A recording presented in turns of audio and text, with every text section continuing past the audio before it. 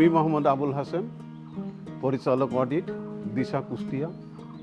আমরা 2017-18 অর্থ বছরে PKSF-এর আর্থিক ও কারিগরি সহযোগিতায় লিফট কর্মসূচির আওতায় ব্ল্যাক বেঙ্গল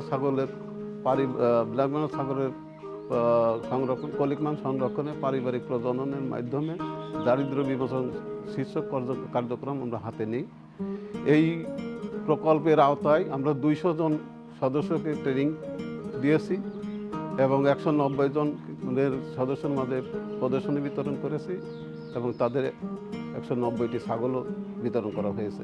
এখনও সদস্যের চাহিদা মোতাবেক, এলাকার জনগণের চাহিদা মোতাবেক এখান থেকে ব্ল্যাক বেঙ্গল ছাগলের বাচ্চা এবং মাছ হাগি বিক্রয় করা হয় এবং নগদে এবং লোনের মাধ্যমে।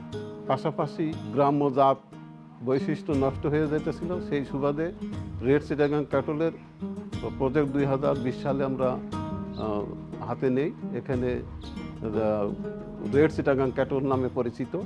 এই রেড চিটাগাং ক্যাটলের আওতায় 120 জন সদস্যকে আমরা প্রশিক্ষণ দিয়েছি এবং সদস্যকে AI এর মাধ্যমে সিমেন্ট দিয়ে তাদের গরুর হিট দিয়ে এবং রেড চিটাগাং ক্যাটলের বাছুর সম্প্রসারণের উদ্যোগ গ্রহণ করেছে। পাশাপাশি ফিজিয়াম 8টা গাভী আছে। এখানে মা ছাগল যদি এই খামারের মারা যায়, তার বাচ্চা দুধের চাহিদা মেটানোর জন্য 8টি ফিজিয়াম গাভী পালন করা হচ্ছে এবং সেই দুধ এলাকার জনগণের মাধ্যমে বিক্রি করা হয়। আমাদের এখানে গরু মোটা তাজাকরণের একটা প্রজেক্ট আছে। 101টি গরু আছে যা কোরবানিকে টার্গেট করে প্রাকৃতিক উপায়ে নিরাপদ খাদ্যের মাধ্যমে গরু হৃষ্টপুষ্ট করা হচ্ছে, যা কোরবানিতে বিক্রয় করা হইবে। এবং যারা এই গরু নিতে ইচ্ছুক বা নেওয়ার জন্য যোগাযোগ করলে আমরা এখানে এসে বা আমাদের পেজের মাধ্যমে, আমরা অনলাইনের মাধ্যমে যোগাযোগ করলে লাইভ ওয়েট সেটা মূল্য নির্ধারণ এখানে আলোচনা সাপেক্ষে করা হবে। আমাদের আরও পাশাপাশি বিশালি সেট আছে, সেখানে প্রায় 4 লক্ষ বিশালি আছে। বিশালি এবং 16 বিঘা ঘাসের জমি আছে। বিশালি এবং ঘাস পাইল করে আমরা তাদেরকে খাওয়ানো হয়।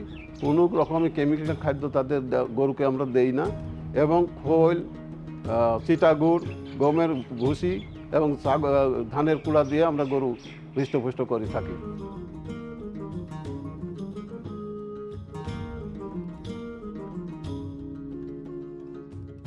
আমরা গরু কেনার ক্ষেত্রে জাত নির্বাচন করি।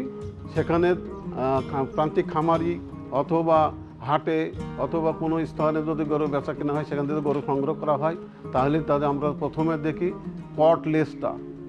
পটলেস লম্বা, গরুটাও লম্বা, পায়ে 4টা পায়ে মোটা, গিটিগুলো মোটা হয় এবং তার মানে বডিটা যাতে একেবারে স্পেসটা লম্বা হয়, এই ধরনের গরু আমরা যাচাই বাছাই করি।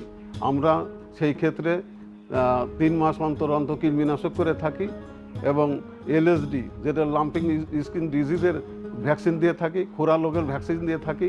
আমরা এই ধরনের অবস্থাতে আমরা গরু পালন করি এবং যারা প্রান্তিক খামারি বা বাড়িতে যারা গরু পালন করে তাদের শেডটা হচ্ছে নিচু হয়, আলো বাতাস লাগে না, তারা কৃমির ওষুধ ঠিক রকম খাওয়ায় না, তারা ইনজেকশন দিয়ে গরু হৃষ্টপুষ্ট করে। সে কারণে তাদের গরু ফুলা দেখা যায় এবং মাংসের ওয়েট অনেক নরম এবং গরু জবাই করলে সেখানে রক্তের পরিবর্তে পানির মতন একটা কালচে রং বের হয়। এটা আমাদের দেখা, সে কারণে আমরা ইনজেকশন ব্যবহার করি না। আমরা কোনো কি বলবো যে হরমোন জাতীয় কোনো মোটা তাজাকরণে হরমোন জাতীয় কোনো জিনিস খাওয়াই না। আমরা প্রাকৃতিক উপায়ে গরু মোটা তাজাকরণ করি। এইটা আমরা গর্বের সাথে বলতে পারি যে আমাদের গরুতে কোনো ধরনের ইনজেকশন দিয়ে হৃষ্টপুষ্ট আমরা করি না। সে কারণে আমরা গর্বের সাথেই বলি যে আমাদের সাথে যোগাযোগ করেন। আমাদের গরু অত্যন্ত ভালো এবং প্রাকৃতিক উপায়ে নিরাপদ খাদ্য দ্বারা গরু মোটা তাজা করা হচ্ছে। এই আহ্বান রাখছি যে আপনারা গরু মোটা তাজাকরণের গরু কোরবানির উদ্দেশ্যে যারা গরু সংগ্রহ করবেন তারা আমাদের সাথে যোগাযোগ করবেন, অবশ্যই যোগাযোগ করবেন, আমাদের এখানে আসবেন, এসে দেখে গরু পছন্দ হলে সেখানে লাইভ ওয়েটের গরু বিক্রি করা হয়। আমরা মূল্য নির্ধারণ উভয়ের মাধ্যমে আলোচনা করে মূল্য নির্ধারণ করা হবে। ধন্যবাদ সবাইকে।